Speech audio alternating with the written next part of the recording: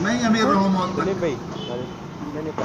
حضرت یاسر رحمۃ اللہ علیہ کا ملفوظات میں ہے جب چلے کی جماعت نکلے تو چلے میں بدل بدل کر امیر بنایا کرو۔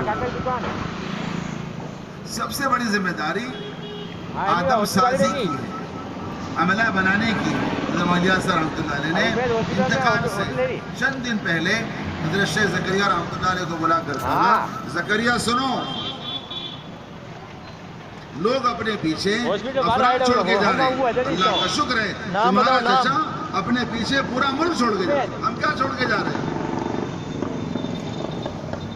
ہمارے حاجی صاحب پڑوس میں رہتے ہیں، فرماتے ہیں ہندوستان میں کام کرنے والوں میں اللہ نے ایسی خوبیاں اور کمالات رکھی ہے، اگر کام کرنے والا چاہے تو کام کرتے کرتے ایک ایک ملک کی ہدایت کی چابی کو لے کر اللہ کے پاس جا سکتے۔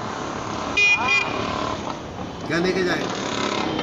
ایک ایک ملک کی ہدایت لکھوا کر، ایک ایک ملک کی ہدایت کو اپنے اعمال نامے میں لکھوا کر اپنے اعمال نامے کو لے کر اللہ کے پاس جا سکتے۔ ہمارے حافظ صاحب فرماتے ہیں، ہمارے صوبے کے ذمہ دار حافظ صاحب فرماتے ہیں کام کرنے والا اگر اس رخ پر محنت کرے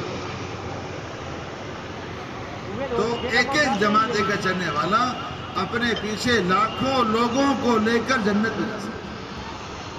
ہم نے کیا تیار کیا؟ بس ہم ہی امیر ہیں، وقت تک کا فیصلہ کریں گے، امیر امیر ہیں، کسی کو بھی بننے نہیں دیں۔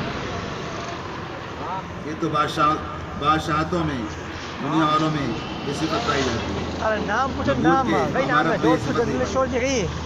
بادشاہ چاہتے ہیں کہ بیٹے کو بادشاہ اپنے بیٹے کو مار ڈالتے ہیں۔ بادشاہ بعد بھانجے ایسے ہوئے جو ماموں کو قتل کر کے بیٹھ گئے۔